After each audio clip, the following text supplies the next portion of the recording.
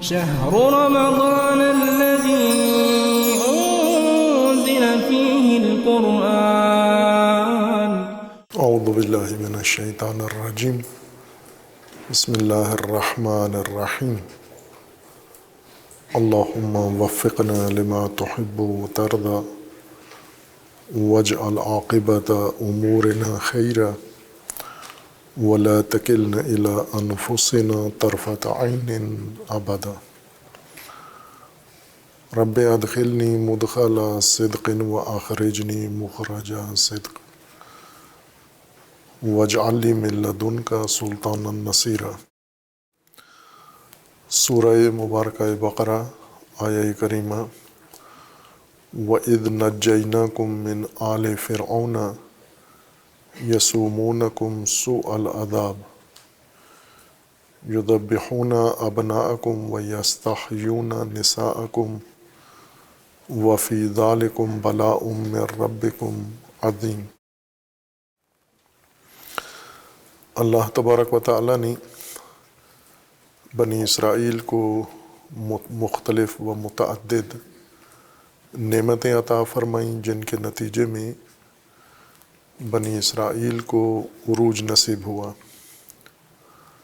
ان نعمتوں میں پہلی نعمت قرآن کریم نے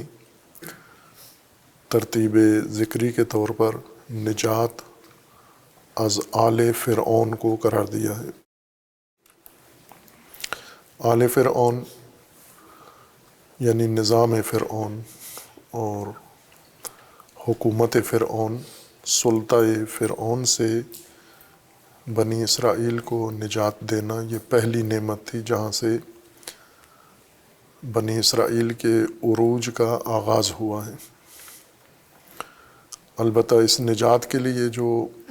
اللہ تبارک و تعالیٰ نے اسباب مہیا فرمائے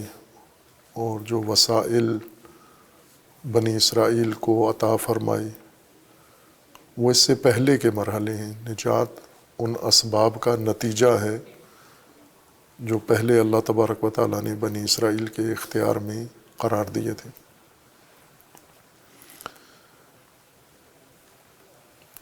بنی اسرائیل جس نظام میں گرفتار ہو چکے تھے آل فرعون میں، اس کا ایک تاریخی پس منظر ہے کہ یہ لوگ کیسے مصر میں گئے اور مصر میں جا کر احترام، عزت اور شرف کے بعد سماجی طور پر اتنے پست ہوئے کہ وہاں کے مقامی لوگوں کے غلام بن گئے، اس قوم کے سامنے حقیر قوم میں تبدیل ہو گئے. اس حقارت میں، ذلت میں اور اسارت اور غلامی و محکومی میں ایک طرف سے بنی اسرائیل کا اپنا رویہ شامل تھا، مؤثر تھا، اور دوسری طرف سے آل فرعون، وہ قوم جنہوں نے انہیں اپنا غلام بنا لیا. ان دونوں قوم کی قومی خصوصیات یا ان کی سماجی خصوصیات نے یہ نتیجہ دیا کہ ایک قوم جو باعزت تھی دوسری قوم کے ہاتھوں ذلیل و رسوا ہو گئی ہے. یعنی آل فرعون میں کچھ ایسی خصوصیات تھیں کہ وہ دوسروں کو اپنے برابر قرار نہیں دیتے تھے، اور نہ ہی ان کے اندر یہ گنجائش تھی، اس لیے دوسروں کو اپنا محکوم و غلام بنانا ہی پسند کرتے تھے. اور بنی اسرائیل میں ایسی خصوصیات تھیں آپس میں بائیں کے نسبی طور پر، نسب کے لحاظ سے اعلیٰ نسب تھے، لیکن اپنی کارکردگی کے لحاظ سے یا اپنی خصوصیات نفسانی و جسمانی و سماجی خصوصیات کے لحاظ سے کچھ آفات کا شکار تھے جو پہلے سے تھے. مصر آنے سے پہلے ہی ان کے اندر ایسی منفی صفات موجود تھیں. ان کی اولاد میں وہ چیزیں منتقل ہوئیں اور نتیجے میں کمزور ہوئے اور منفور واقع ہوئے سرزمین مصر پر اور غلام بن گئے۔ پھر اس کے بعد اللہ تبارک و تعالیٰ نے ان کی نجات کے لیے اہتمام کیا اور مرحلہ وار ان کی نجات کا عمل شروع کیا، اور اس عمل کے شروع کرنے کے لیے آغاز ایک خاتون سے کیا، ایک ماں سے آغاز کیا، یعنی اس وقت کی موجودہ بنی اسرائیل کی نسل میں سے کسی کو راہبری بنی اسرائیل کے لیے انتخاب نہیں کیا، جبکہ حضرت موسیٰ علیہ السلام کے بعد پھر بنی اسرائیل کے ساتھ اس نجات کے بعد دوبارہ پھر اپنی سرزمین پر جب واپس پلٹے مہاجرین، وہاں آ کر پھر اسیر، غلام و محکوم قرار پائے، اور دوبارہ اللہ تبارک و تعالیٰ نے ان کی نجات کے لیے پھر مرحلہ وار عمل شروع کیا اور اسباب ان کو فراہم کرنا شروع کیے۔ لیکن اس بار انہی میں سے موجود ایک فرد کو ان کی راہبری کے لیے انتخاب کیا، اور وہ طالوت تھے، جبکہ پہلی نجات فرعون کے نظام سے نجات کے لیے اس وقت کی موجود بنی اسرائیل نسل میں کوئی فرد ایسا آمادہ نہیں تھا جسے امامت و راہبری کے لیے انتخاب کیا جائے۔ اور فرق یہ تھا کہ بنی اسرائیل حضرت یوسف کے زمانے میں جب مصر میں منتقل ہوئے ہجرت کے نتیجے میں، اور وہاں جا کر انہوں نے زندگی گزاری اور ان کی نسلیں بڑھتی رہیں، بعض تاریخی روایات کے مطابق لگ بھگ 500 سال حضرت موسیٰ علیہ السلام کے زمانے تک ان کا گزرا، یعنی جب حضرت موسیٰ علیہ السلام کی ولادت ہوئی تو بنی اسرائیل کو مصر میں 5 صدیاں تقریباً اوپر نیچے گزر چکی تھیں، اور 5 صدیوں میں کئی نسلیں کسی قوم کی پیدا ہوتی ہیں اور زندگی گزار کے چلی جاتی ہیں۔ ان 5 صدیوں میں بنی اسرائیل کے اوپر جو اثرات پڑے فرعونی نظام کے، 500 سال غلامی، 500 سال اسارت، 500 سال تذلیل و تحقیر نے ان کی موجودہ نسل کو اتنا ناکارہ بنا دیا تھا کہ ان میں کوئی آدمی اب اس قابل نہیں تھا کہ اسے بنی اسرائیل کی راہبری کے لیے چنا جائے، لہٰذا اگلی نسل سے فرد کا انتخاب ہوا، یعنی نئی نسل اللہ تبارک و تعالیٰ نے ایجاد کی، شیرخوار بچہ چنا بنی اسرائیل کی راہبری کے لیے کہ پہلے اس بچے کو آداب راہبری سکھائے جائیں، آداب آزادی سکھائے جائیں، آداب بندگی، اور جب یہ بچہ آمادہ ہو جائے راہبری و امامت کے لیے، اس کے توسط سے اس 500 سالہ ذلت کی زندگی سے بنی اسرائیل کو نکالنے کا عمل شروع ہو۔ جبکہ دوسری اسارت جو بعد میں انہیں اپنی سرزمین پر، یعنی سرزمین کنعان میں پیش آئی، یعنی موجودہ فلسطین میں، جب مصر سے فرعونی نظام سے نجات پا کے حضرت موسیٰ کے ذریعے واپس اپنی سرزمین پر پلٹے، پھر کئی 100 سال گزرے بنی اسرائیل کو، اور دوبارہ اپنی انہی غلامانہ زندگی کے جو آثار ان کے اندر پیدا ہو گئے تھے، جو کئی نسلوں میں رہتے ہیں، وہ دوبارہ ان کے لیے باعث بنے کہ پھر کمزور ہو کر دوبارہ اسیر بن گئے، دوبارہ غلام بن گئے، پھر ایک قوم کے سامنے قیدی ہو گئی، اور تحقیر و ذلت اپنی سرزمین پر شروع ہو گئی۔ پہلے مصر میں تھی، اب اپنی سرزمین میں تحقیر شدہ تھے۔ ان کی اپنی سرزمین پر آزادی کے لیے ظاہر ہے کہ مصر سے جب نکلے، فرعون کے نظام سے آزاد ہو گئے،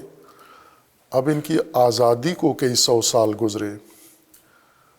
اور اس آزادی کے ماحول میں کئی نسلیں ان کی گزریں، اور ان میں سے ایک نسل وہ تھی جسے احساس ہوا کہ ہمیں اس غلامی سے باہر آنا چاہیے، اور انہوں نے اپنے زمانے کے نبی سے یہ تقاضا کیا کہ اللہ تبارک و تعالیٰ سے آپ درخواست کریں، دعا کریں کہ ہمارے لیے راہبر مقرر کریں۔ اللہ تبارک و تعالیٰ نے ان کے لیے انہی میں سے، اسی موجود نسل میں سے ایک مناسب فرد کو، یعنی جناب طالوت کو ان کا رہبر مقرر کر دیا۔ خوب یہاں شیرخوار بچے سے کیوں شروع نہیں کیا، یا فرعون کے نظام سے نجات کے لیے طالوت جیسا کوئی فرد بنی اسرائیل میں موجود تھا، اسے کیوں انتخاب نہیں کیا؟ اس کی سماجی وجوہات ہیں، سماجی اسباب ہیں اس کے، کہ جب ایک قوم کئی نسلوں کے اندر فرعونی نظام میں زندگی گزارتی ہے، غلامی کی زندگی، محکومی کی زندگی اور غلامی کی زندگی ان نسلوں کو مسخ کر دیتی ہے، ان نسلوں کے رگ و پے میں اتر جاتی ہے غلامی، جس کی زندہ مثال بر صغیر کے مسلمان ہیں۔ بر صغیر کے فقط مسلمان نہیں بلکہ غیر مسلم بھی ایسے ہی ہیں جو نہ اتنی طولانی مدت 500 سالہ غلامی کی زندگی میں نہیں رہے، بلکہ لگ بھگ 200 سال تک مجموعی طور پر ہم دیکھیں تو یہ انگریزوں کی غلامی میں رہے، اور پھر اس کے بعد آزادی ملی ان کو، لیکن غلامی کے اثرات ان کی نسلوں میں اسی طرح جاری ہیں۔ ابھی تک موجودہ نسل بھی بر صغیر کی، خصوصاً مسلمانوں کی، غلامی کی ذہنیت، غلامی کی نفسیات اور غلامی کی شخصیت سے باہر نہیں آئی، چونکہ اتنی طولانی مدت اگر ان کے آبا و اجداد غلامی میں رہیں، وہ غلامی صرف موسم کی طرح نہیں ہوتی، آ کر گزر جاتی ہے۔ آزادی اور غلامی بہار اور خزاں کی طرح موسم نہیں ہے، بلکہ آزادی و غلامی انسان کی تہذیب ہیں، آغوش ہیں، اور انسان جب ان میں پرورش پاتا ہے، غلامانہ ماحول میں پرورش پانے والے لوگ، ان کی رگوں میں، ان کی نسلوں میں غلامی اتر جاتی ہے۔ اب آزادی کے بعد، مثلا مسلمان بر صغیر میں آزادی کے بعد، خصوصاً مسلمانوں کا وہ طبقہ جو پاکستان میں آباد ہے، مقیم ہے، وہ بھی ایسا ہی ہے آزادی کے باوجود، اور وہ مسلمان حصہ جو ابھی ہندوستان کے اندر موجود ہے، دونوں میں کوئی واضح فرق نہیں پڑا۔ ایک آزاد فضا میں پاکستان میں آ گئے ہیں، دوسرے ابھی اسی سابقہ فضا میں ہی زندگی گزار رہے ہیں، لیکن دونوں کے طور اطوار کو اگر دیکھا جائے، ان کی سماجی شخصیت کا جائزہ لیا جائے، تجزیہ کیا جائے، تو نفسیاتی طور پر دونوں ابھی اسیر غلامی ہیں۔ غلامی کے آثار دونوں کے اندر ابھی بھی پائے جاتے ہیں۔ انگریزوں کے غلامی کے آثار ان کے اندر شدت کے ساتھ پائے جاتے ہیں، جبکہ انگریز ابھی ان پر مسلط نہیں ہیں، انہیں چھوڑ کے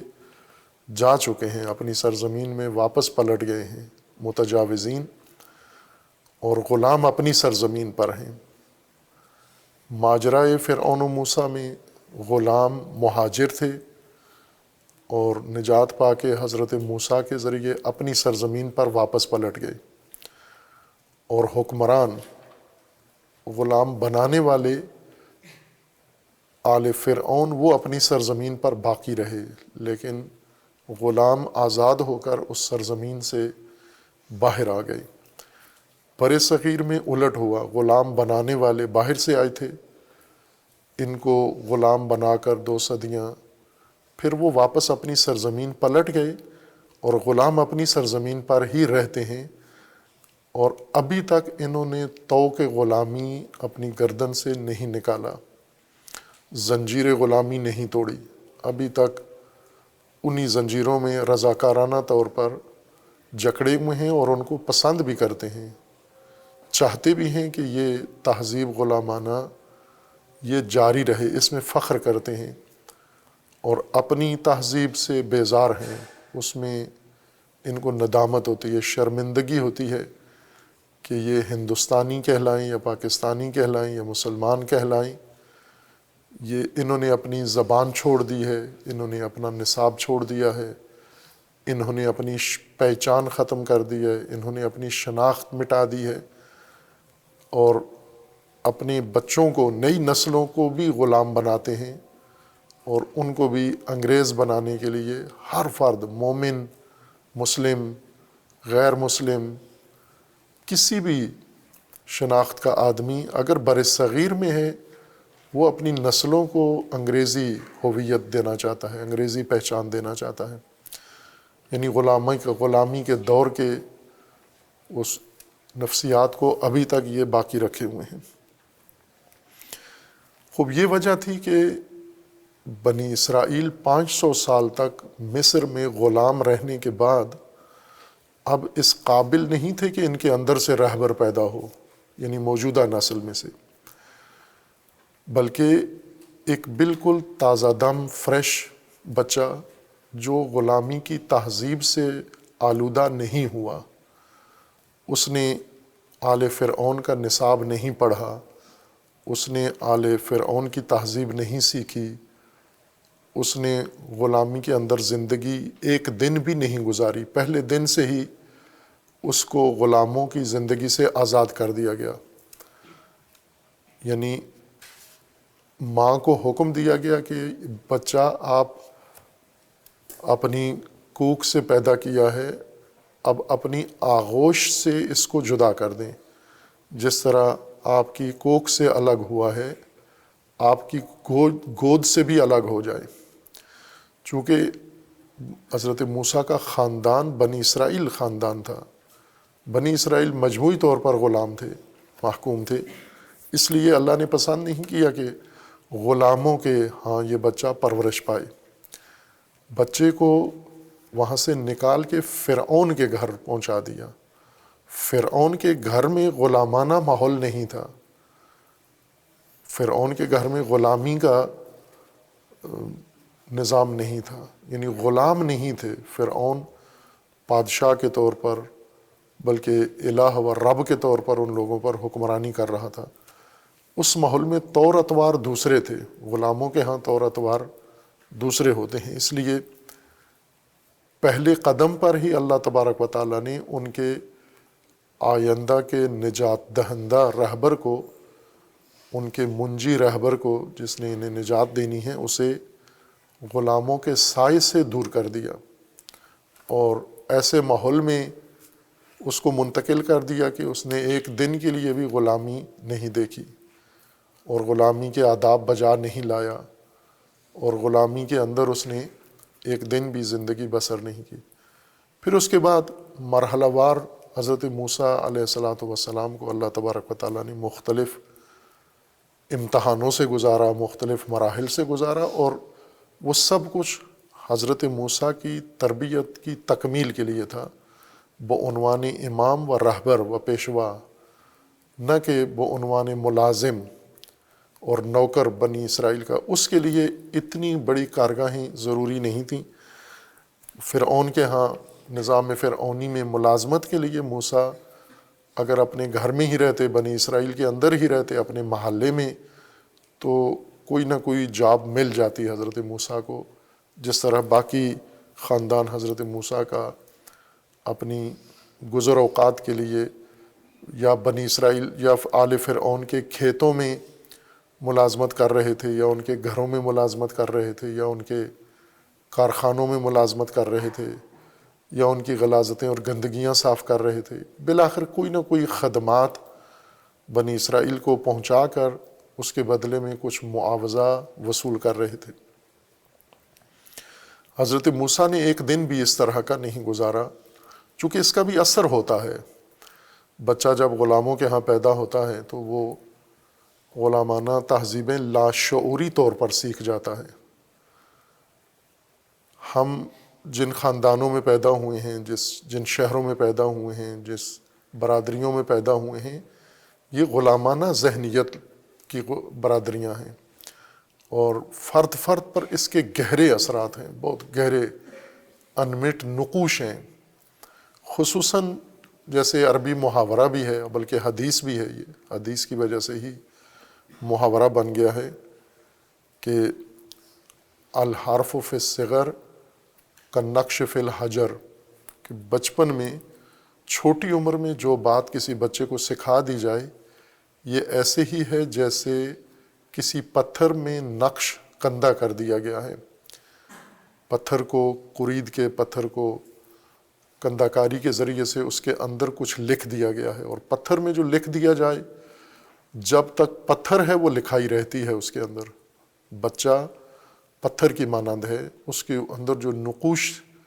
ابتدا میں ہی ثبت ہو جاتے ہیں، یہ جب تک یہ بچہ رہے گا یہ غلامی کے نقوش اس کے اندر ثبت رہتے ہیں۔ اس لیے مثلاً پاکستان کے مسلمان 76 سال گزرنے کے بعد، 76 سال میں ابھی تیسری چوتھی نسل پاکستان کی جا رہی ہے، لیکن غلامی میں کوئی فرق نہیں آیا، بلکہ ہر بعد والی نسل پہلے سے زیادہ غلام تر ہوتی جا رہی ہے، محکوم تر ہوتی جا رہی ہے، ذلیل تر ہوتی جا رہی ہے۔ چونکہ جن خاندانوں میں یہ پیدا ہوتے ہیں، جن سکولوں میں یہ پرورش پاتے ہیں، جس تہذیب میں یہ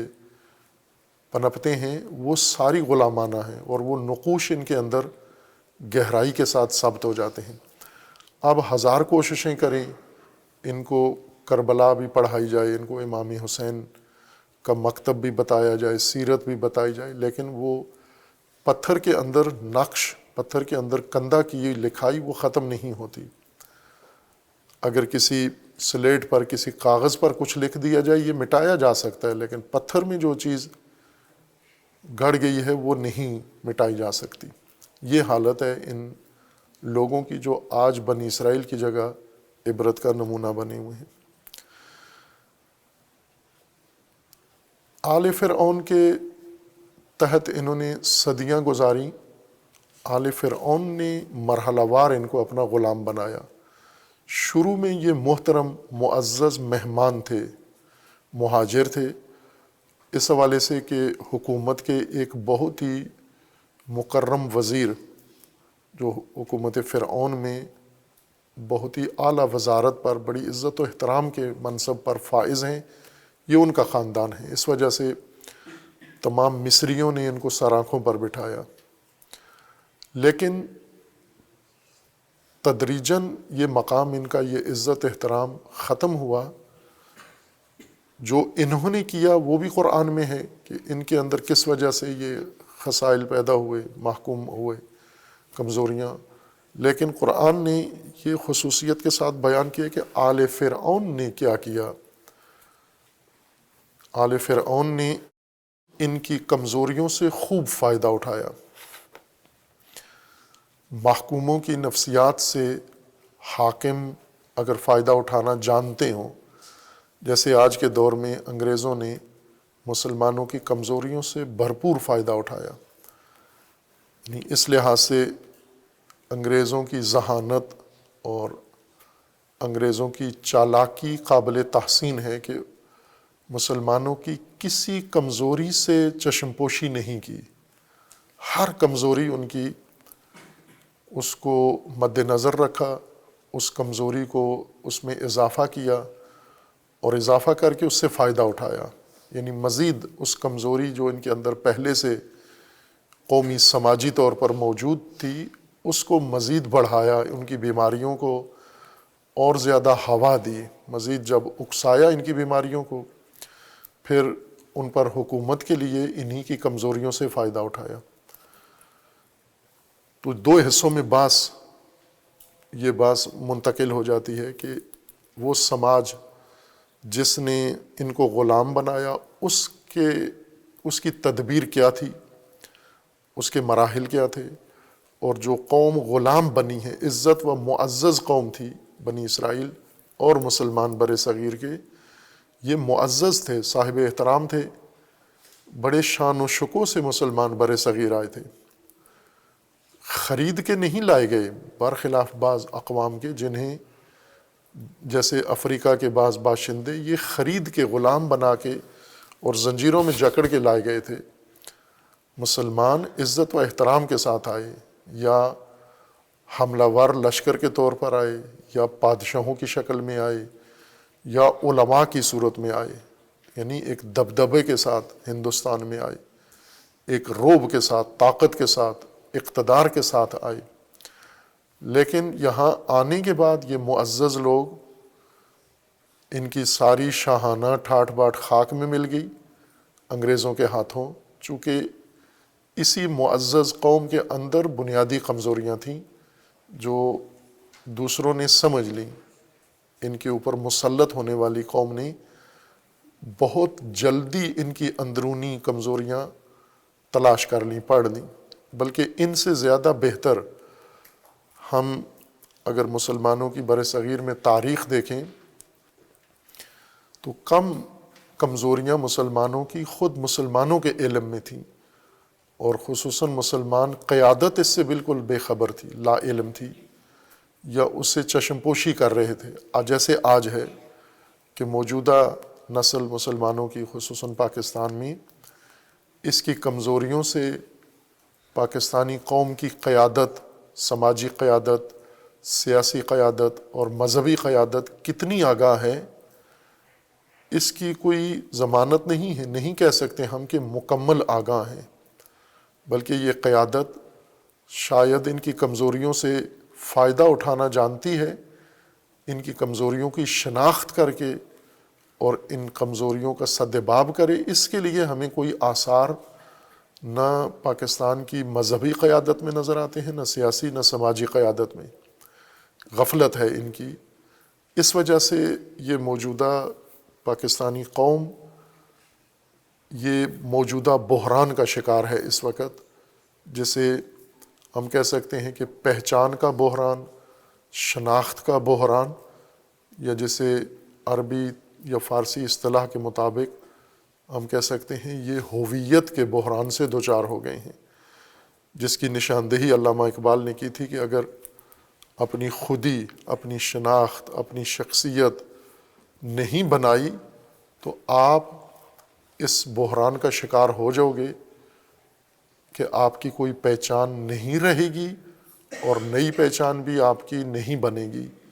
تو اس طرح آپ ایک ہوویت کے بحران کا شکار ہو جائیں گے، اور اس بحران میں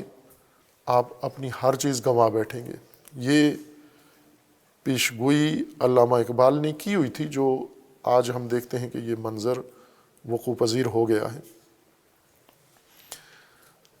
بنی اسرائیل کی کمزوریاں آل فرعون کو مشخص ہو گئیں، سمجھ آ گئیں، اور اس نے ان سے فائدہ اٹھایا۔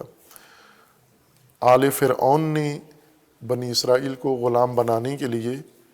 جو تدبیر مرحلہ وار آغاز کی، اس کا ذکر قرآن کریم میں متعدد جگہ ہے۔ اس کے کچھ حصے کسی سورہ میں ہیں، کچھ حصے کسی دوسری سورہ میں ہیں، لیکن اہتمام کے ساتھ قرآن کریم نے سورہ قصص کو اس مضمون کے لیے مختص قرار دیا ہے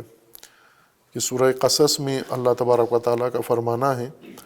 نَتْلُو عَلَيْكَ مِن نَبَأِ مُوسَىٰ و فرعون، کہ اے رسول آپ کو ہم موسیٰ اور فرعون کا ماجرا بتاتے ہیں، آپ پر تلاوت کرتے ہیں، بالحق، حق کے ساتھ، یعنی جیسا تھا اسی طرح ہم وہ پورا ماجرا آپ کو بتاتے ہیں۔ کس مقصد کے لیے بتاتے ہیں؟ لِقَوْمٍ يُؤْمِنُونَ، اس لیے نہیں ہے کہ یہ ماجرا اس کو پڑھیں ثواب ہوگا، ثواب دارین آپ کو بھی ہوگا، آپ کے مرحومین کو بھی ہوگا۔ مردے بخشوانے کے لیے یہ ماجرا نہیں نقل کر رہے، بلکہ لِقَوْمٍ يُؤْمِنُونَ، آپ کی امت کے لیے، آپ کے پیروکاروں کے لیے، مومنوں کے لیے، ان کی آگاہی کے لیے یہ بیان کر رہے ہیں۔ کہ یہ نہ ہو کہ ان کے ساتھ بھی ایسا ہی ہو جائے جیسا بنی اسرائیل کے ساتھ ہوا۔ مومنوں کو بھی خبردار کر رہے ہیں یہ ماجرا آپ کو بتا کے، اور مومنوں کو سنا رہے ہیں، وہ یہ ہے کہ ان فرعون علا فی الارض، فرعون نے برتری حاصل کی، غلبہ پا لیا، تسلط اپنا قائم کر لیا زمین پر۔ اب یہ پہلا قدم تھا، مرحلہ اول بنی اسرائیل کی غلامی کا پہلا قدم آل فرعون کا غلبہ تھا زمین پر۔ جیسے ہم اس کو اگر موجودہ زمانے کے ساتھ تطبیق کرتے جائیں تو بر صغیر کے مسلمانوں کی غلامی کا پہلا قدم انگریزوں کا تسلط تھا زمین پر، کہ انہوں نے پوری زمین کو اپنا مستعمرہ بنا لیا۔ مستعمرہ یعنی زمین کو آباد کرنے کی نیت سے زمین پر قبضہ کر لیا مختلف علاقوں میں۔ اور ایسا دور گزرا ہے جب بر صغیر کے مسلمان انگریزوں کے غلام تھے، یعنی خود انگریز بنفس نفیس آ کر بر صغیر میں بیٹھ گئے، اس وقت انگریزوں کا تقریباً پوری زمین پر قبضہ تھا، زمین کے بڑے حصے پر انہی کا قبضہ تھا۔ بر اعظم امریکہ پر انہی کا قبضہ تھا، آسٹریلیا پر انہی کا قبضہ تھا، اور ایشیا کے بڑے علاقوں پر انہی کا قبضہ تھا، مشرق وسطیٰ پر انہی کا قبضہ تھا، ہر آباد سرزمین پر انہی کا قبضہ تھا۔ بس یہ پہلی ان کی صفت تھی، یہ پہلا قدم تھا، ان فرعون علا فی الارض، زمین پر اس نے تسلط قائم کیا، برتری حاصل کی اور قبضہ کیا۔ اس قبضے کے بعد وجعل اہلہا، اہل زمین کو، زمین کے باشندوں کو اس نے شیعہ، یعنی اس نے زمین کے باشندوں کو شیعہ کر دیا، قرار دیا۔ جعل اہلہا شیعہ یستضعف طائفۃ منہم، پھر یعنی شیعہ کر کے پھر ان میں سے ایک گروہ کو کمزور کیا، جس گروہ کو مستضعف کر دیا، ضعیف بنا دیا، کمزور کر دیا، اس کے بچوں کو ذبح کرنا شروع کر دیا۔ یذبح ابناءہم ویستحیی نساءہم، ان کے بیٹوں کو ذبح کرنا شروع کیا، ان کی بچیوں کو زندہ رکھا یا ان کی بچیوں کو فساد کے لیے استعمال کرنا شروع کر دیا۔ انہ کان من المفسدین، پس فرعون مفسد تھا، فاسد تھا اور مفسد تھا۔ اب یہ تین کام قرآن کریم نے یہاں پر، بلکہ 4 مرحلے کہہ رہے ہیں کہ بنی اسرائیل کو غلام بنانے کے فرعونی نظام کے 4 مرحلے ذکر کیے ہیں۔ ایک علو و برتری زمین پر، دوسرا اہل زمین کو شیعہ بنانا، اور تیسرا ان میں سے اہل زمین کے ایک گروہ کو کمزور کرنا، اور چوتھا اس کمزور گروہ کے بچوں کو ذبح کرنا اور ان کی عورتوں کو زندہ رکھنا۔ یہ 4 کام اس سورہ مبارکہ قصص میں آیات 4 میں اللہ تبارک و تعالیٰ نے بیان فرمائے ہیں۔ خوب اس میں پہلا مرحلہ واضح ہے، یعنی اس کی فہم میں مشکل نہیں ہے۔ ان فرعون علا فی الارض، فرعون نے زمین پر برتری حاصل کی۔ ظاہر ہے فرعون کی بھی، آل فرعون کی یا نظام فرعونی کی بھی ایک تاریخ ہے، یوں تو نہیں کہ جب سے زمین بنی ہے فرعونوں کے قبضے میں ہے۔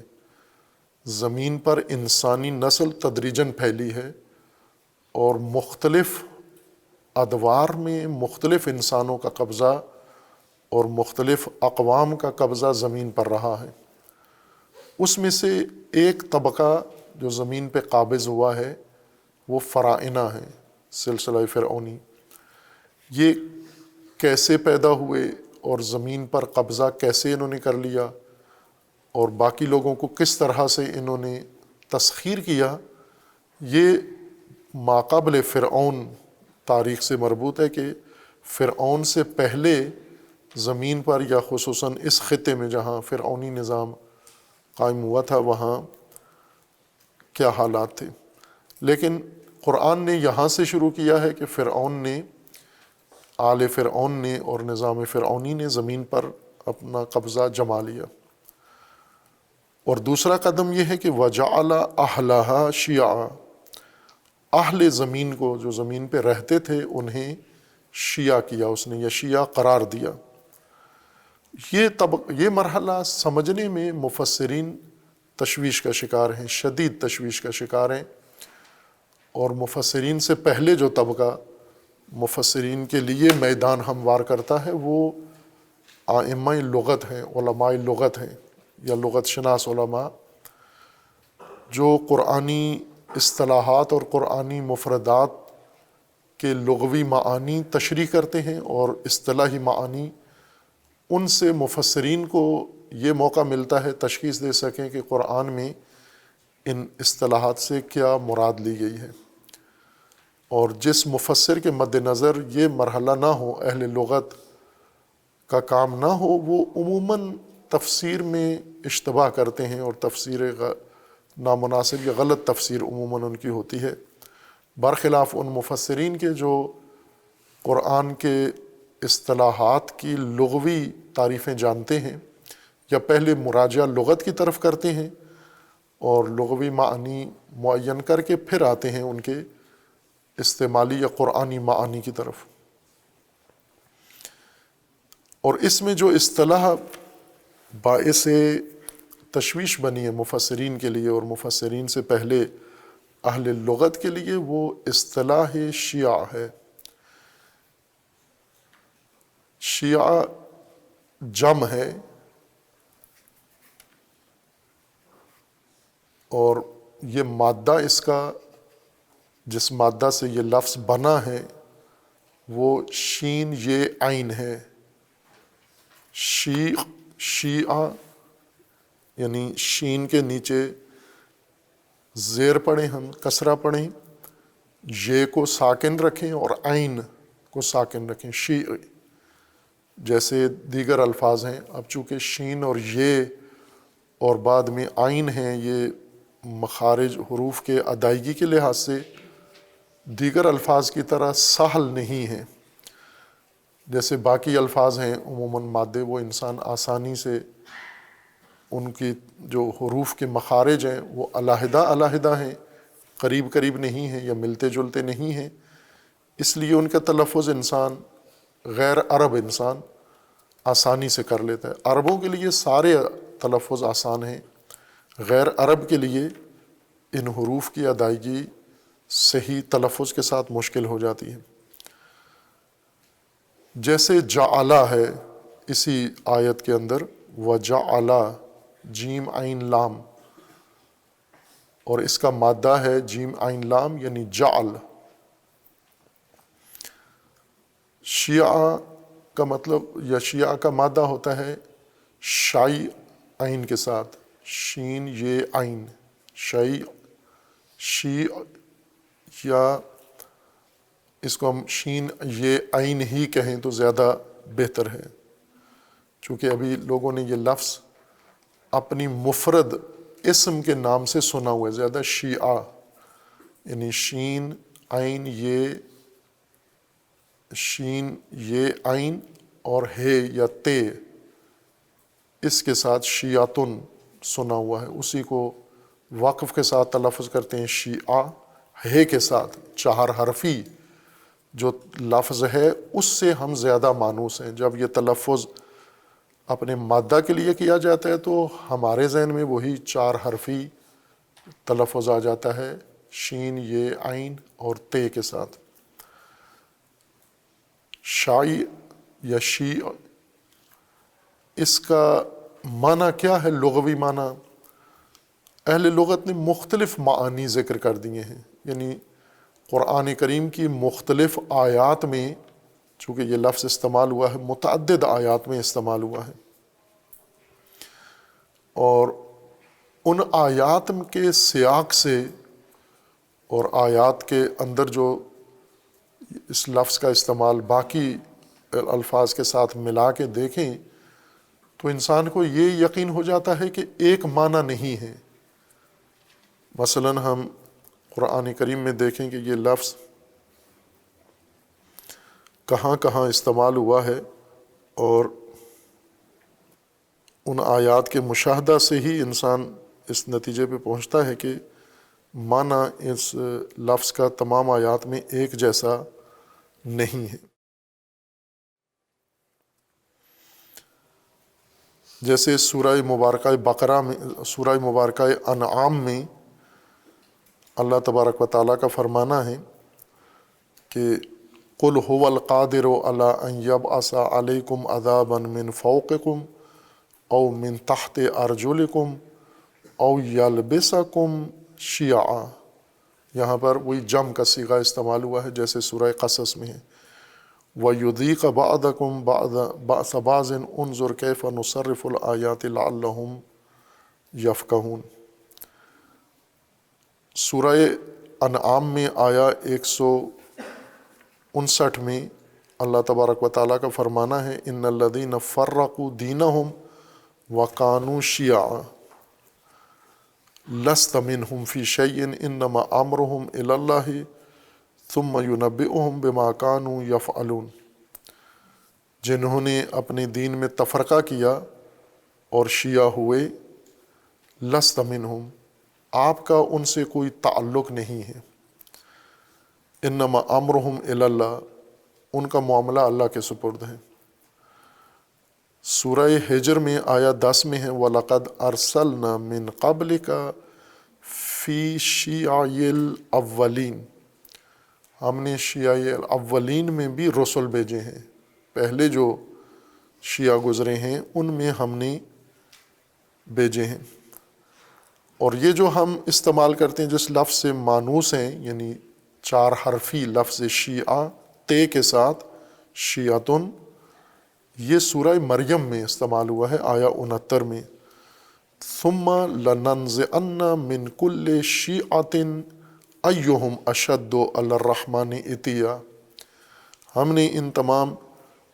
شیعہ میں سے دیکھا ہے کہ کون اللہ کے زیادہ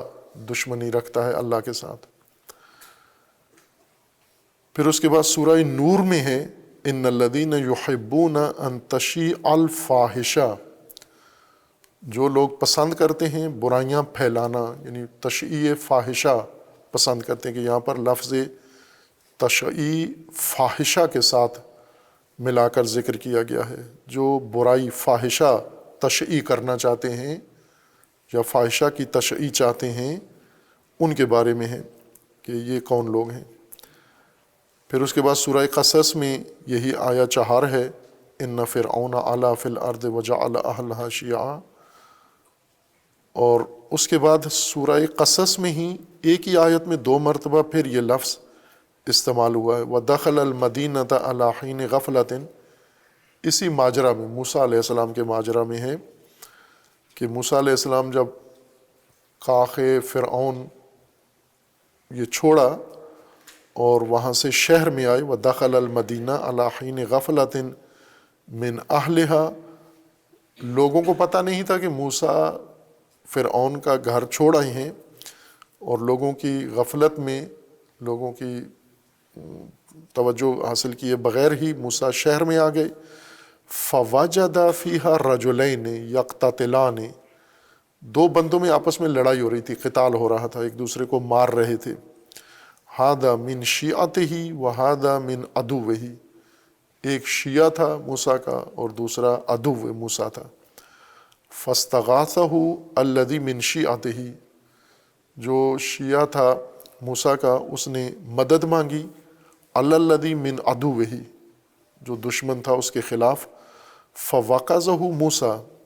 موسیٰ علیہ السلام نے اس کو مکہ مارا، فَقَضَىٰ عَلَيْهِ، وہ مر گیا وہاں پر موسیٰ کے مکہ سے۔ قَالَ هَذَا مِنْ عَمَلِ الشَّيْطَانِ، موسیٰ علیہ السلام نے دیکھا کہ بندہ مار دیا ہے، پھر فوراً کہا کہ یہ تو ٹھیک کام نہیں ہوا، یہ تو عمل شیطان ہے، یہ اِنَّهُ عَدُوٌّ مُضِلٌّ مُبِينٌ، اور شیطان تو گمراہ ہے، یہ شیطان نے کروا دیا یہ کام۔ اسی طرح سورہ روم میں آیا 32 میں ہے مِنَ الَّذِينَ فَرَّقُوا دِينَهُمْ وَكَانُوا شِيَعًا كُلُّ حِزْبٍ بِمَا لَدَيْهِمْ فَرِحُونَ۔ اور سورہ سبا میں ہے وَحِيلَ بَيْنَهُمْ وَبَيْنَ مَا يَشْتَهُونَ کما فعل باشیاءہم من قبل، کہ اشیاء یعنی وہ اشیاء یا وہ شیعہ جو پہلے گزر چکے ہیں، جیسا ان کے ساتھ ہوا ایسا ہی اب ان کے ساتھ بھی ہوا۔ یہ جو چاہتے ہیں ان کی آرزوؤں کے درمیان رکاوٹ آ گئی۔ انہم کانوا فی شک مریب۔ سورہ صافات میں آیت 83 میں ہے وَإِنَّ مِن شِیعَتِهِ لَإِبْرَاہِیم، یعنی نوح کے شیعوں میں سے، نوح کے شیعہ میں سے ابراہیم ہیں۔ نوح کے گویا اور بھی شیعہ ہیں اور ابراہیم ان شیعہ نوح میں سے ہیں۔ وَلَقَدْ أَحْلَقْنَا سورہ قمر میں وَلَقَدْ أَحْلَقْنَا أَشْيَاعَكُمْ فَهَلْ مِن مُدَّكِرٍ، خوب ہم نے تمہارے اشیاء کو، تمہارے شیعہ کو قتل کیا ہے، ہلاک کیا ہے، کیا تمہیں اس بات کی خبر ہے یا تم متوجہ ہو اس بات کی طرف۔ خوب ان متعدد آیات میں 12 آیات ہیں جن کے اندر 11 آیات میں اللہ تبارک و تعالیٰ نے یہ لفظ مختلف شکلوں میں ذکر کیا ہے، جمع کی صورت میں، مفرد کی صورت میں اس کو ذکر کیا ہے۔ اور اسی کی وجہ سے اب ہر آیت میں اگر ہم دیکھیں تو ایک معنی اس کا نہیں کیا جا سکتا۔ مثلا جیسے ابراہیم نوح کے شیعہ ہیں، سورہ قصص میں ہے کہ فرعون نے اہل زمین کو شیعہ کر دیا۔ ابراہیم نوح کے شیعہ ہیں، اور جو لوگ تشییع فاحشہ کرتے ہیں اللہ انہیں پسند نہیں کرتا۔ تو یہاں پر گروہ تو نہیں معنی کیا جا سکتا، یعنی جو لوگ تشییع فاحشہ کرتے ہیں، یعنی جو لوگ فاحشہ گروہ بناتے ہیں، یہ تو نہیں مراد۔ یا حضرت ابراہیم شیعہ نوح ہیں یعنی گروہ ہیں، جس طرح سورہ قصص میں ہے۔ اس کے لیے ضروری ہے کہ ہم اس لفظ کو لغوی طور پر دیکھیں۔ جب لغات کی طرف رجوع کرتے ہیں وہاں بھی یہ تشویش اور تردید و حیرت اہل لغت میں بھی پائی جاتی ہے، لیکن یوں نہیں کہ لغات کے اندر اس کے اصل لغوی معانی مشخص نہیں کیے گئے۔ یہ ایک فن ہے، یہ ایک مہارت ہے اہل علم کی، جیسے فقہا کے اندر ایک مہارت ہے کہ جن آیات کے اندر احکام شرعیہ بیان ہوئے ہیں، اپنی علمی مہارت کے ذریعے سے ان آیات سے وہ حکم دریافت کر لیتے ہیں۔ اسی طرح باقی جو ماہرین ہیں علوم کے، وہ اپنے اپنے علمی مہارت کے ذریعے سے اپنے متعلقہ موضوع سے حکم دریافت کر لیتے ہیں۔ اہل لغت بھی اسی طرح سے ہیں کہ اہل لغت بھی لغت میں استعمال ہونے والے الفاظ مختلف معانی میں استعمال ہوتے ہیں۔ اہل لغت اپنی مہارت سے ان مختلف معانی میں سے ہر لفظ کے اصلی معانی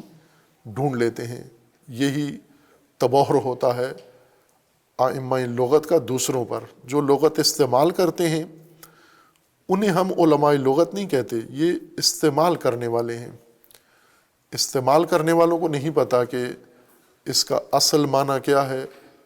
اور یہ اس معنی میں یہ لفظ کیسے آ گیا ہے، کیسے منتقل ہو کے استعمال ہو رہا ہے۔ یہ ائمہ لغت، ان کے لیے یہ زحمت ان کی نیابت میں وہ اٹھاتے ہیں۔ اب یہی لفظ اشیاء، شیعہ، شیع، اس کا لغوی معنی کیا ہے، اصلی معنی؟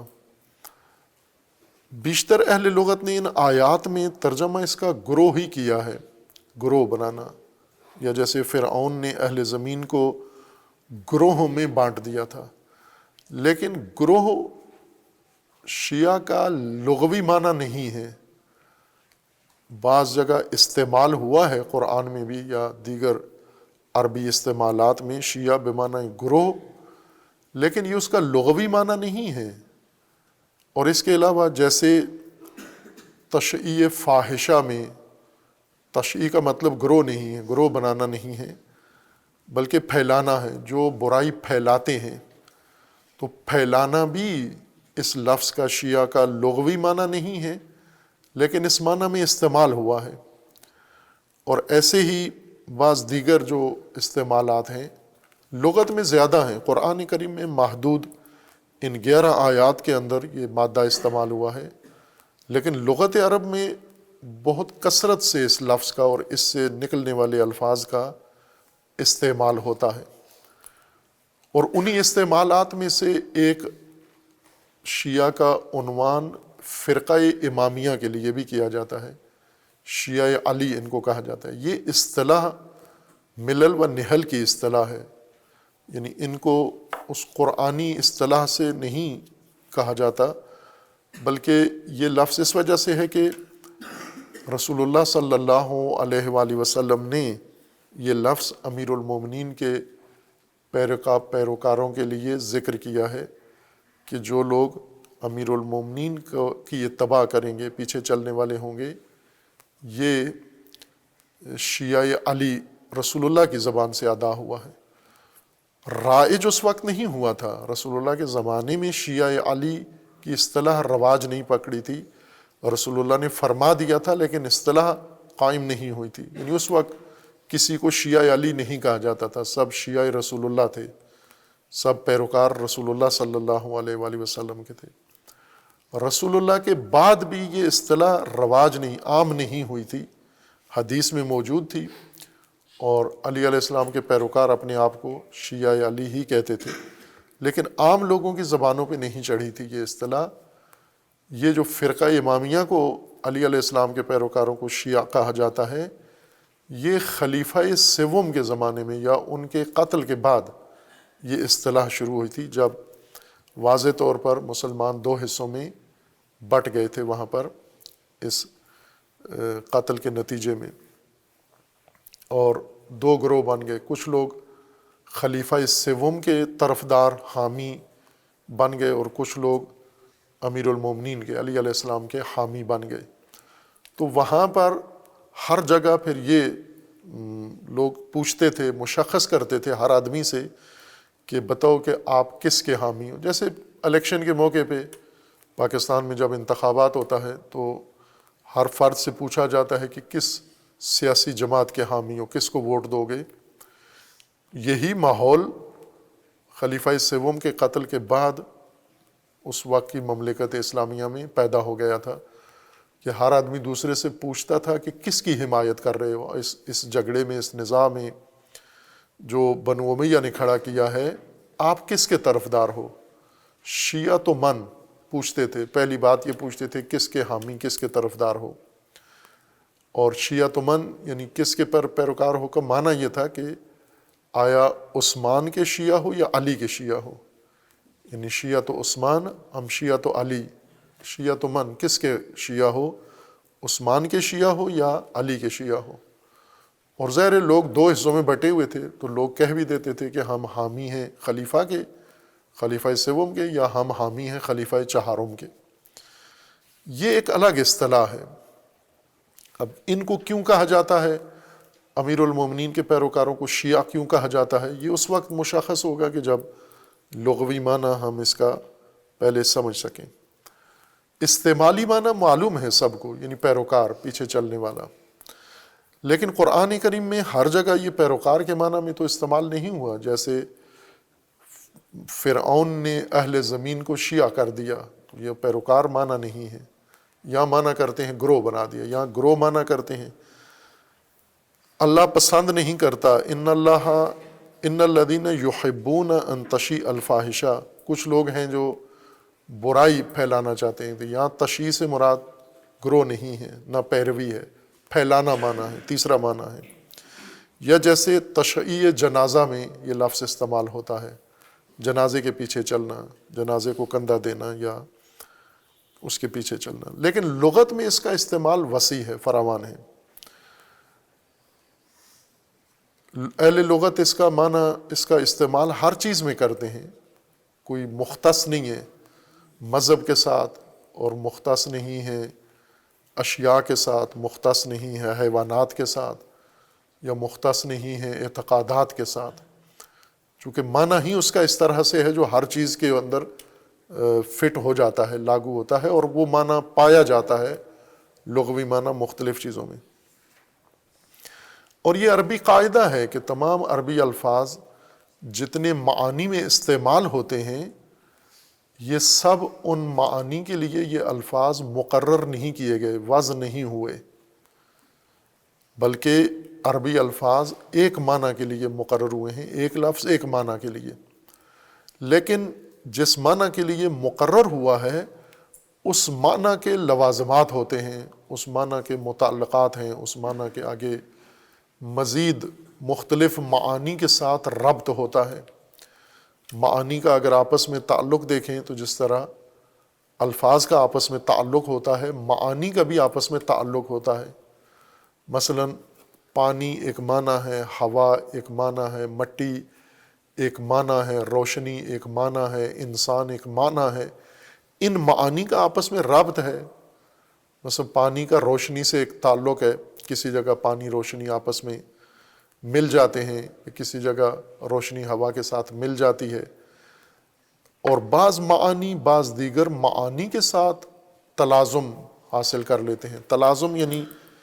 ان کا آپس میں ایک دائمی تعلق قائم ہو جاتا ہے جو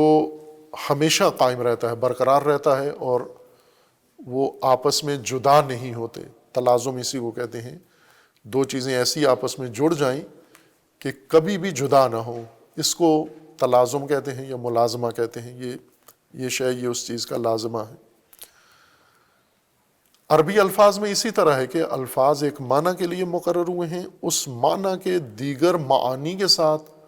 تعلقات ہیں، اور بعض اوقات ان تعلقات کی وجہ سے یہی لفظ جو ایک معین معنی کے لیے مقرر کیا جاتا ہے یہ ان تعلقاتی معانی میں بھی استعمال ہو جاتا ہے جن کے لیے مقرر نہیں ہوا، لیکن اپنے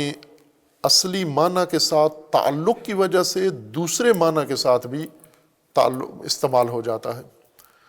اور پھر استعمال کرنے والے جو ہم سنتے ہیں پڑھتے ہیں، ہمیں وہ لفظ مختلف معانی میں استعمال ہوا نظر آتا ہے،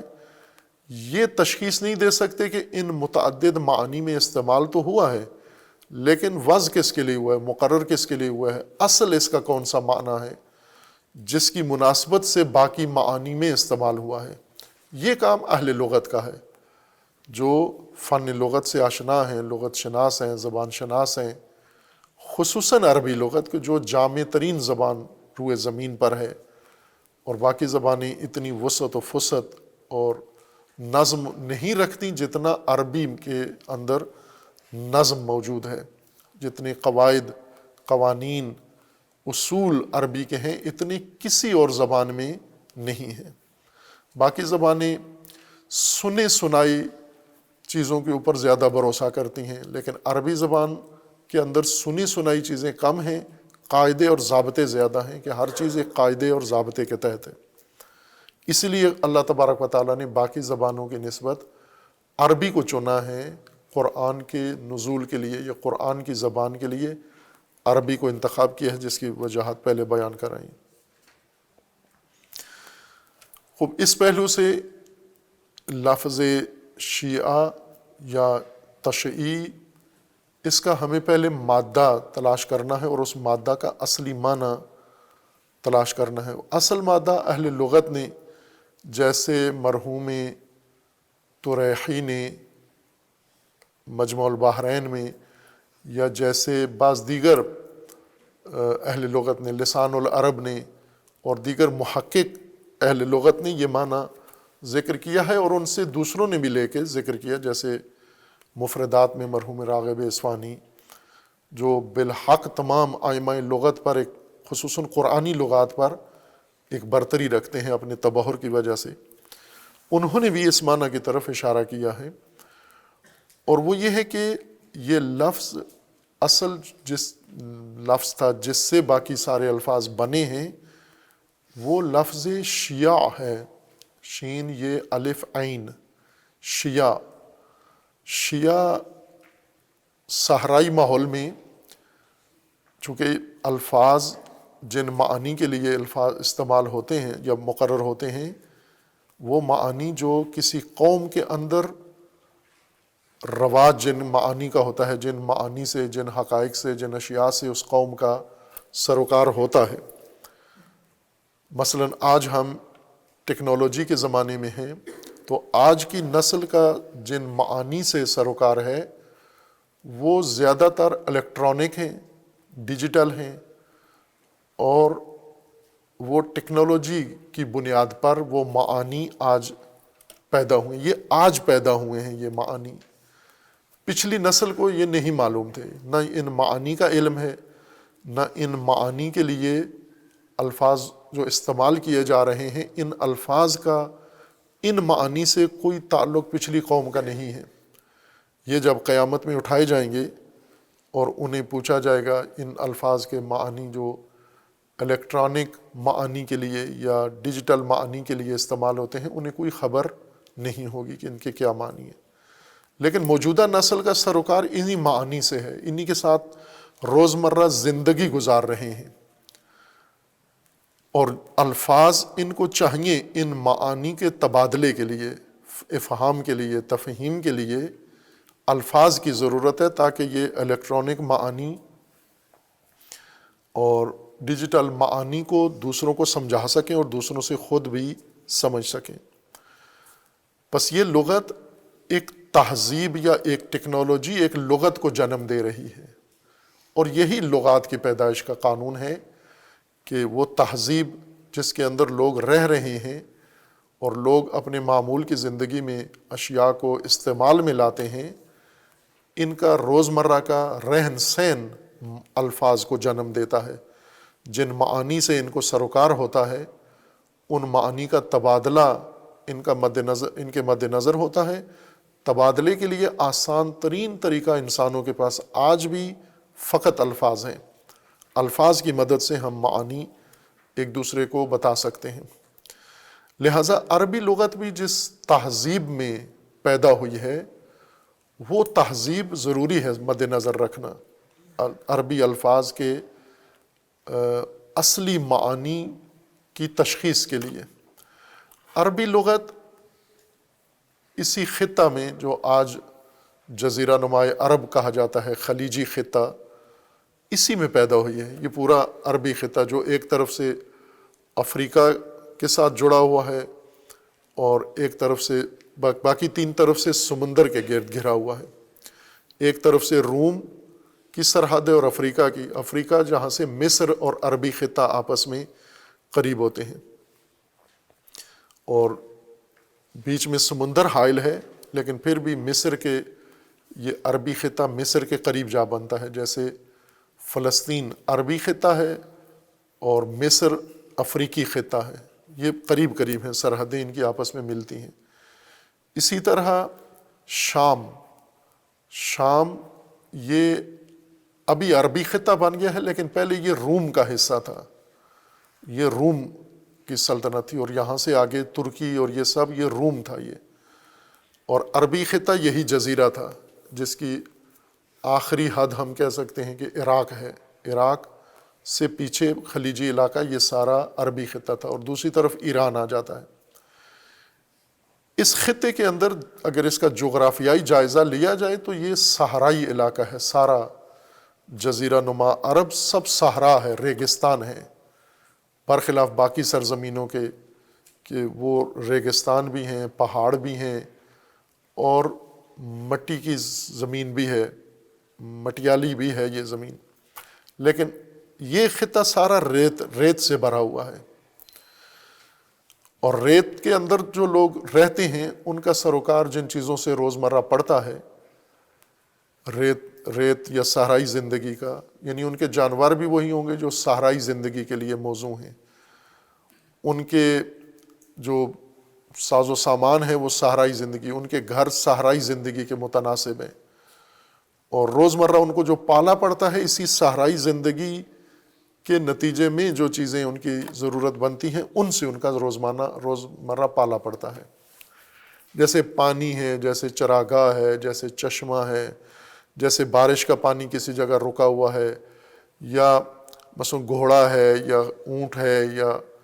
ان کے بچے ہیں، ناقہ ہے اس کے بچے ہیں، تو یہی معانی ان کی زندگی کے گرد گھومتے رہتے ہیں. یا باقی صحرائی زندگی جنگجو ہیں، تلوار ہے، نیزہ ہے، اور یہ چیزیں ان کی زندگی کا حصہ تھیں۔ الفاظ بھی انہی کے لیے مقرر کیے گئے ہیں۔ صحرائی زندگی میں جنگل نہیں ہے، یعنی لکڑی نہیں، جیسے پانی نہیں ہے، چونکہ برسات نہیں ہوتی، بارشیں نہیں ہوتی، دریا نہیں بہتے، چشمے نہیں ہیں، پانی کے لیے سارا انحصار ان کا بارش پر ہوتا ہے کہ بارشیں ہوں گی، اور کبھی کبھار ہوتی ہیں۔ یہ بارشیں بہیں گی، پانی بہے گا اور کھڈوں میں گڑھوں میں رکتا جائے گا، ان کھڈوں میں گڑھوں میں پانی رکے گا، ذخیرہ ہو جائے گا، پھر یہ باقی اگلی بارش تک اسی ذخیرہ سے استفادہ کرتے تھے۔ کنویں بھی نہیں تھے کہ نیچے پانی سطح زمین سے نیچے بہت گہرا تھا پانی، اتنے عمیق کنویں اس وقت یہ نہیں کھود سکتے تھے۔ آپ تو اسی خطے میں تیل کے کنویں کئی کلومیٹر نیچے تک کھود لیے ہیں انہوں نے، اس وقت میسر نہیں تھا۔ بہت قلیل علاقے تھے جہاں پانی کنواں ملتا تھا، جیسے طائف کا ایک علاقہ تھا، وہ تھوڑا پانی میسر تھا یا چشمے تھے، یا مدینہ کے اطراف میں تھے، یا اس طرح ایک دو خطے اور تھے جہاں پانی تھا، یا موجودہ جو عمان کی سلطنت ہے اس کے اندر ایک خطہ ہے جہاں پر یہ پانی ان کو میسر ہے، یا تھوڑا سا جغرافیہ مختلف ہے، آب و ہوا مختلف ہے، باقی یکسانیت ہے ساری۔ اس میں ایک تو پانی کی ان کی مشکل ہوتی تھی، چراگاہ کی مشکل ہوتی تھی، اور جانوروں کے لیے چارہ اور اپنے لیے خوراک، یہ زیادہ بڑا ان کے لیے مسئلہ ہوتا تھا۔ ان کی خوراک صحرائی درخت سے نکلتی ہے، کھجور، چونکہ صحرا فقط کھجور اگا سکتا ہے، کھجور کے علاوہ کوئی اور پودا ریت نہیں اگا سکتی، اس لیے پانی جہاں کم ہو، گرمی زیادہ ہو، وہاں کھجور اگتی ہے، اور ان کی خوراک بھی کھجور ہی تھی۔ اونٹنی کا دودھ، صحرا میں جو جانور رہ سکتا ہے، زندگی گزار سکتا ہے، وہ اونٹنی ہے، اور جو درخت اگ سکتا ہے وہ کھجور ہے، لہٰذا اونٹنی کا دودھ اور کھجور کا پھل یہ ان کی بنیادی خوراک تھی، اصلی خوراک تھی یہ۔ خوب ظاہر ہے کہ اسی معنی کے گرد لغت عرب گھوم رہی ہوتی ہے ساری، جن چیزوں سے ان کو سروکار تھا۔ اس وقت یہ الیکٹرانک چیزیں نہیں تھیں، جہاز نہیں تھے، ٹیکنالوجی نہیں تھی، لہٰذا یہ معانی لغت عرب میں اس وقت کے نہیں تھے۔ دوسری چیز جو عربوں کے لیے جس کی قلت تھی، کمیاب تھی، نادر چیز تھی، وہ جنگل، لکڑی نہیں تھی، نہ تعمیراتی لکڑی تھی ان کے پاس، برخلاف باقی خطوں کے جیسے پاکستان ہے، خوب اس کے اندر جنگلات ہیں، یا امریکی خطہ ہے اس کے اندر فراوان جنگلات ہیں، افریقہ میں جنگلات ہیں۔ صحرا میں جنگل نہیں ہے، لکڑی نہیں ہے، لیکن لکڑی انسان کی روز کی ضرورت ہے۔ لکڑی، تعمیراتی لکڑی، صنعتی لکڑی چاہیے دروازے بنانے کے لیے، باقی فرنیچر بنانے کے لیے، اور ایک لکڑی جو انسان کو چاہیے جلانے کے لیے، آگ جلانے کے لیے، ایندھن کے طور پر۔ صحرائی لوگوں کے پاس ان دونوں کی قلت ہے کہ لکڑی کے بجائے یہ مثلاً ان کے گھروں کے جہاں لکڑی آج استعمال ہوتی ہے، جنگلی صنعتی لکڑی، ان کے یہاں کھجور کو لکڑی کے طور پر ہی استعمال کیا جاتا تھا۔ یعنی جب گھر بناتے تھے تو شتیر اس کے کھجور کے ڈال دیتے تھے، تنا اس کا لمبا ہوتا ہے، اور اسی طرح ان کی بلیاں، بلے، وہ بھی کھجور کے ڈالتے تھے، اور کھڑکیاں، دروازے کھجور کے پتوں سے ہی بناتے تھے۔ تمام کھجور کا استفادہ ان کی لکڑی کے طور پر بھی ہوتا تھا، اور جلانے کے لیے بھی لکڑی ہی، کھجور خشک کر کے اسے جلانے کے لیے بھی استعمال کرتے تھے، ایندھن کے طور پر بھی۔ لیکن کھجور آگ نہیں پکڑتی جلدی، جو کھجور کا درخت ہے اس کو آگ پر رکھیں تو جلدی آگ نہیں پکڑتا، گیلا ہو تو بالکل نہیں پکڑتا، خشک بھی ہو جائے تو آگ اس کو ماحول ملے، ایک گرم الاؤ میں یا تنور میں یا چولہے میں اس کو ڈالیں تو آگ پکڑتی ہے، یعنی جہاں پہلے آگ بھڑکی ہوئی ہو۔ آگ بھڑکانے کے لیے مشکل ہوتی ہے، لہٰذا آگ تپانے کے لیے، آگ بھڑکانے کے لیے یہ لوگ تنکے جمع کرتے تھے، جھاڑیوں کے تنکے۔ صحرائی علاقوں میں خودرو جھاڑیاں ہوتی ہیں جو بہت مختصر وقت کے لیے اگتی ہیں اور پھر خشک ہو کے ہواؤں کے ذریعے خود ہی ریت سے اکھڑ کے اور ہواؤں سے اڑ کے یہ دور دراز پھیل جاتی ہیں۔ جب تک ہری ہوتی ہیں یہ جھاڑیاں اونٹ اور بکریاں، بھیڑ بکریاں چرتی ہیں ان کو، جب خشک ہو جاتی ہیں تو ایندھن بن جاتی ہیں۔ یہ جھاڑیاں، ان کے تنکے صحرا میں پھیل جاتے ہیں، بکھر جاتے ہیں، اور یہ عرب اپنے ایندھن کے طور پر ان لکڑیوں کو یا ان تنکوں کو، صحرائی تنکوں کو جمع کرتے رہتے تھے، چونکہ ان کو آگ جلانی ہوتی تھی، گرمی ہو یا سردی، کھانا پکانے کے لیے، روٹی پکانے کے لیے، دیگر ضرورتوں کے لیے آگ جلاتے تھے، اور آگ جلنے کے لیے ایندھن درکار ہوتا ہے۔ ایندھن ان کے ہاں تھا نہیں، ایندھن کے طور پر فقط یہی تھا کہ یا کھجور کے تنے ہیں ان سے لکڑی بنا کے ایندھن بنا کے جلائیں، یا پھر یہ جھاڑیاں ہیں، تنکے ہیں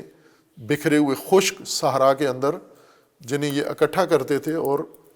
جمع کر کے ان کے ذریعے سے آگ جلاتے تھے۔ اور دو طرح کے ایندھن ہوتے تھے، ایک وہ ایندھن جو دیر تک جلے، ایک وہ ایندھن جو فوراً آگ پکڑے۔ یہ دونوں قسم کا ایندھن جمع کرتے تھے۔ ایک ایندھن کو حطب کہتے تھے اور ایک ایندھن کو شیاء کہتے تھے۔ یہ وہ ایندھن جو جیسے آج کل مثلاً کیمیکلز موجود ہیں، آگ جلانے کے لیے پہلے تھوڑا سا تیل پٹرول کسی کاغذ کپڑے میں ڈبوتے ہیں، اس کو آگ لگاتے ہیں، تیل پٹرول فوراً آگ پکڑ لیتا ہے، پھر اس کو تنور میں یا لکڑی میں ڈالتے ہیں، چونکہ لکڑی دیر سے آگ پکڑتی ہے، کسی بھی درخت کی لکڑی ہو وہ ٹھوس لکڑی دیر سے آگ پکڑتی ہے، تو اس کو تھوڑا سا گرم ماحول چاہیے ہوتا ہے، چند منٹ، اور کچھ دیر آگ کے جوار میں رہے، آگ کے اوپر رہے، پھر آہستہ آہستہ آگ پکڑ لیتی ہے۔ وہ جب لکڑی آگ پکڑ لے تو پھر آگے دیر تک جلتی بھی ہے، دیر تک اس کی آگ قائم رہتی ہے۔ لیکن شروع کرنے کے لیے آگ کا شعلہ یا لکڑی کو آگ دینے کے لیے انہیں ایندھن کے طور پر یہ چھوٹے تنکے جمع کرنے ہوتے تھے، اور ان چھوٹے تنکوں کو اکٹھا کرتے تھے۔ ان چھوٹے تنکوں کو عربی میں شیاء کہتے تھے، اور باقی جو لکڑی جلتی تھی ایندھن کے طور پر اس کو حطب کہتے تھے۔ اور ان کے جتنے محاورے ہیں حطب کے گرد گھومتے ہیں یا شیاء کے گرد ہی گھومتے ہیں۔ شیاء یعنی وہ چھوٹے تنکے جمع کرنا، جمع کر کے ان کو ایک جگہ سٹور کر لینا، اور پھر ان میں سے مٹھی بار تنکے نکال کے آگ بھڑکانے کے وقت ان کو آگ لگائیں، وہ جلدی آگ پکڑتے ہیں، ان کو لکڑی کے اندر جلتے ہوئے تنکوں کو ڈالتے ہیں، پھر ان سے کچھ دیر کے بعد لکڑی بھی آگ پکڑ لیتی ہے۔ یہ صحرائی زندگی کا معمول ہے، اور پوری دنیا میں ہے، یوں نہیں کہ عرب خطے میں ہے، افریقہ میں بھی اسی طرح قانون یہی ہے کہ آگ جلانے کے لیے پہلے چھوٹے تنکے جو جلدی آگ پکڑتے ہیں وہ تنکے جمع کیے جاتے ہیں، خشک جو فوراً یعنی بغیر کسی وقفے کے آگ پکڑتے ہیں، جو ہی آگ جلائیں پٹرول کی طرح ایک دم آگ پکڑتے ہیں، اور پھر دوسری لکڑی جو دیر سے آگ پکڑتی ہے۔ عربوں کی اصطلاح میں حطب کو جلانے کے لیے شیاء کی ضرورت ہوتی تھی۔ شیاء یعنی یہ چھوٹے چھوٹے تنکے جو الگ الگ بکھرے ہوئے ہیں، ان کو اکٹھا کرنا۔ یہ اکٹھے تنکے جب جمع ہو جائیں ان کو شیاء کہتے تھے، جمع شدہ تنکے بکھرے ہوئے ہوتے تھے، بکھرے ہوئے تنکوں کو جمع کرنا یہ شیاء کہلاتے تھے، پھر ان کے ذریعے سے آگ بھڑکاتے تھے۔ یہ شیاء کا لغوی اصل معنی ہے کہ بکھرے ہوئے تنکے صحرا میں آگ جلانے کے لیے، آگ جلانے کے لیے شیاء میں دخیل نہیں ہے۔ شیاء آگ بھڑکانا شیاء کے معنی میں نہیں ہے، شیاء مطلب ہے بکھرے ہوئے تنکوں کو اکٹھا کرنا۔ یہ کیوں اکٹھا کرتے تھے؟ آگ جلانے کے لیے کرتے تھے، ذخیرے کے طور پر، یا آگ کے وقت ان تنکوں کی ایک مٹھی لے کر اس کو آگ لگا کے پھر چولہے میں ڈال دیتے تھے۔